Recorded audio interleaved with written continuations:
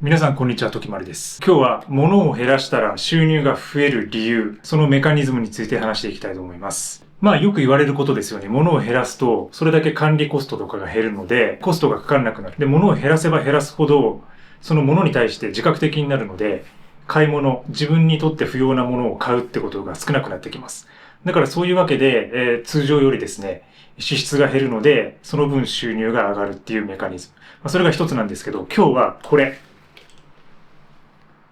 書くことについて収入が上がるっていう話です。で、物を減らすとやっぱり時間ができて、で、それで散歩しまくったりとか、自分みたいに、わけわかんないことをやりまくったりとか、あとはこうやって YouTube で喋りまくったりとか、そういう風になるんですけど、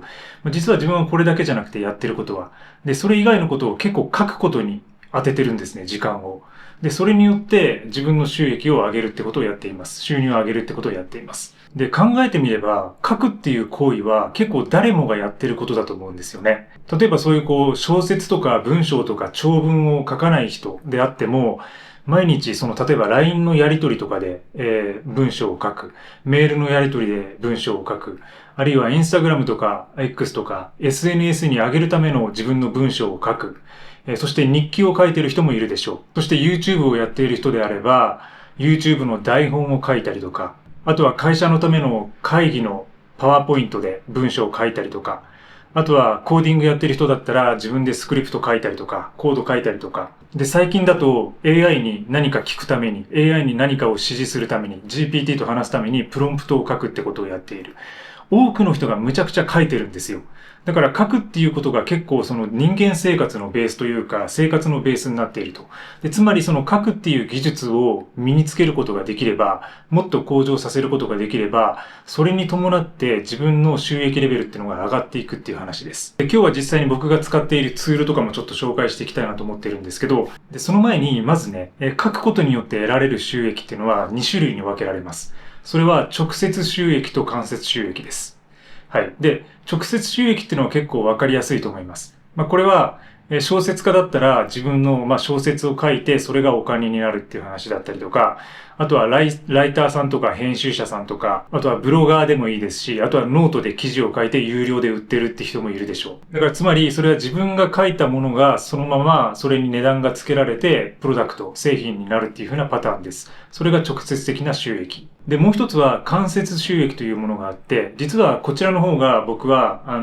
重要視しているものです。で、それは例えば、日々のフリーライティングだったりとか、日記を書くことだったりとか、アイデア出しとか、そういうものが間接的なライティングになります。あとは一般的なところで言えば誰もがやっているそのメールのやり取りとか LINE のやり取りとかそういうところも間接的な収益になります。というのもあらゆるビジネスでやっぱりそのメールのやり取りとかテキストのやり取りをする機会ってものすごく多いと思うんですよね。で、人によっては、その仕事によっては、そのメール一本で大きな商談とか大きな仕事が決まったりする。それだけやっぱりそのメールで交渉したりとか、実際その後に電話で交渉したりとか、実際に会うっていうフェーズがあるわけですけども、その会わない時っていうのは基本的にテキストベースでお客さんとやり取りすることになります。例えば証券会社とかそういうふうなソリューションの会社に勤めている人なんかは、その一本のメールが大きな収益を生む柱になると。だから文章を書くっていうことは、そこに間接的につながるっていうことになります。そういう意味で、そういうものが間接的な収益です。で、他には、例えばソフトバンクの社長の孫さんですね。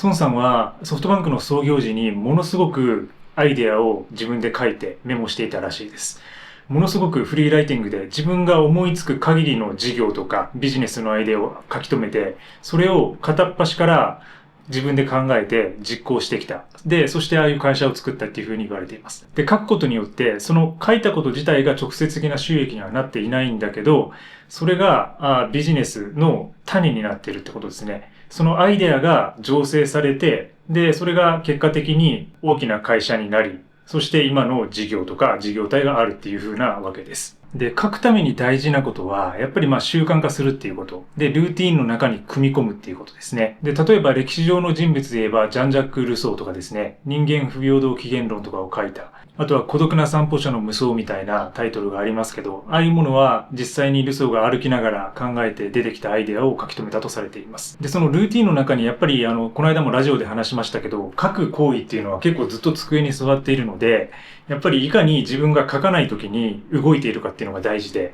で、そういう意味で僕もその走ったりとか、ヨガをしたりとか、ランニングをしてるってわけです。だからそういうふうな日常的なルーティンがある中に、あって、その反動として書くことがあるというか、その対極として書くことがあるみたいな感じで捉えているところはあります。で、ランニングについて言えば村上春樹さんもそうですよね。有名ですよね。彼は必ず朝起きてからもう原稿用紙10枚とか20枚とか書く枚数を決めていてひたすら書くと。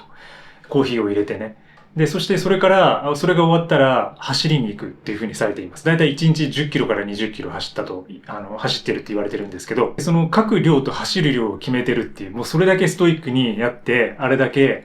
世界に通じるような文章、小説が書けているんだなっていうことですね。で、なかなかその量を書くのは難しいとは思うんですけど、僕の今まで書いてきた中では、今までいろんな媒体で書いてきたんですけど、やっぱりその量が質を作ると一つは思っていて、とにかくその書く量を増やすってこと。で、書く量を増やすためにはそのルーティーンの中に組み込んで、日々書いていく習慣をつけるっていうのが大事だなと思っています。大体新書とか、よく出て書店に並んでるような、ああいうものって10万字ぐらいあったりするんですけど、大体6万字から10万字ぐらいなんですけど、いきなり10万字を書こうと思っても、それは無理です。でも、1日2000文字ですね。2000文字ぐらいを毎日書き続ければ、だいたい1ヶ月と20日、2ヶ月足らないうちに1冊の本ができてしまいます。本の分量になってしまいます。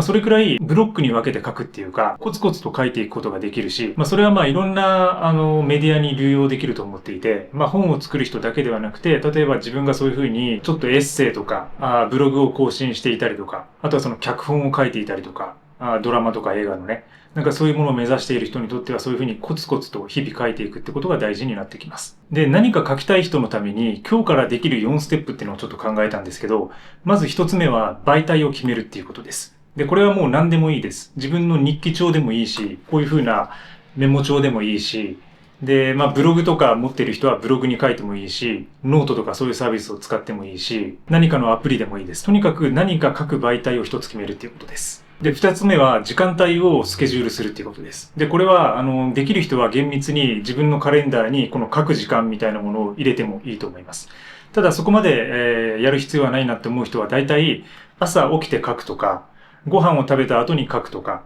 で、寝る前に絶対書くとか、なんかそういうふうになんとなく一日の中で書く時間っていうのを決めます。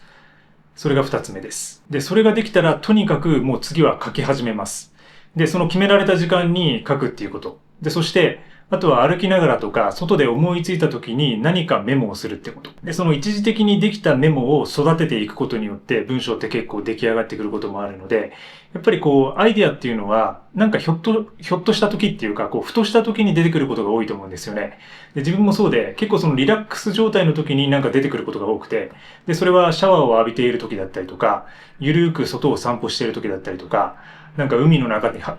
入ってる時だったりとか、なんか多分そういう時にふっと出てくるんですよね。で、海の中に入ってる時はなかなかメモれないかもしれないけど、それ以外の時は、メモるってことを結構やっています。で、ステップの4つ目は、1週間それをやってみて、1週間後に自分が書いたものを見直すってことです。すべて見直すってこと。見直すことによっていろんな反省が出てくるし、次のフェーズに入ることができます。それがまず書くことの第一段階で、それができたら、もう次は、じゃあ何のツールを使うのかとか、どの媒体がいいのかとか、あとは自分はどういうところを目指そうとしているのかとか、あるいはその自分の人生ってどういうものなんだろうかとか、そういうことを考えることになります。自分が書いたものに従って。もちろんそれは1週間で出てこない人もいるんですけど、大体その中に結構ヒントが隠されていることが多いです。で、これを続けていると、時間の経過っていうか、濃縮されたものが自分の文章とかメモで浮き上がってくるので、例えば、この3週間、全然自分が進化していないなってことに気づくことになります。で、そうなったら絶対に明日から明後日から何かを変えなきゃいけないと。自分の人生を良くするためには、自分の過去を振り返って、その中でやっていたことを見つめ直すことによって、新たな方向性が見えてきたりするので、結構そこが面白いところです。だから書く効果には結構凄まじいものがあると思っていて、で、書くことによって人は変われると思っています。それは僕自身がものすごいものに囲まれた状態で、本とか CD とかそういうものをコレクションしながらたくさんのものに囲まれて、汚れたお部屋に住んでいた時代、そしてものすごく仕事をしまくって、いつも疲れていた時代、そういうなんか20代後半から30代にかけての自分がここまで変わってこれたのも日々、書くことによって、日々書いてきたからだと思っています。それによって今ある状況を自覚して、そこから自分がやりたいこととか、自分が目指すべきところを定めていって、それに集中してやっていくっていうところ。で、それと同時にやっぱりミニマリズム、物を減らしているっていうことが、書く時間を作ることだったりとか、書くツールを選んで集中力を高めるっていう風な効果を生んでいると思っています。では実際に私が使っているツールを少しだけ紹介しましょう。まずね、ここに見えてるのが私が書いているツールの全貌です。はい。こっちからね、アナログのノート、紙とペン使ってます。はい。で、なんかいろいろ、ちょっとメモ書いてるんですけど、やっぱりそのデジタルだけだと結構疲れてしまうところがあるんで、なんかこちらで綺麗に書き留めるっていうよりかは、どちらかというとその頭を柔らかくするための筆記みたいな、そういう感覚で、紙のノートとペンを使っています。で、僕はちょっとこの後お見せするそのアウトライナーみたいなアプリケーションをよく使うんですけど、そういうふうなフリーライティングの記述みたいな自由に書くっていうところを紙の方に持ち込んでいるっていうふうな感じですね。で、結構ここで出てきたものを今度こっちのデジタルに戻したりとか、そういうふうな作業を結構やったりしています。で、あとはデジタルで書きづらい文章以外のものですね。なんか絵とかデザインとかちょっと図とか、なんかそういうものを書くのに使っています。で、キャンパスノートの、これファミマのキャンパスノートの B っていうものを使ってる。なんか大体いつもこれをリピートしてます。で、ペンはペリカンのペン、スーベレーンというペン使ってます。これ結構お気に入りです。で、これまではローラーボール使ってたんですけど、やっぱり油性の方が使い勝手いいんで、この油性のね、このノック式にしてますね。ただ中身は、ゲルインク入れてます。アメリカの。なんていう会社だったかな。モンテベルデか。モンテベルデっていう会社のゲルインクを入れてますね。で、リフィルは結構使い分けていて、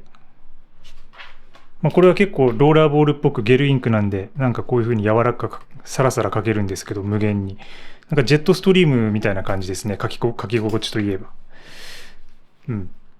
で、旅に持っていくときなんかは、ボールペンの方の油性の方を入れたりしています。はい。で、MacBook は13インチのプロです。で、M1 のモデルですね。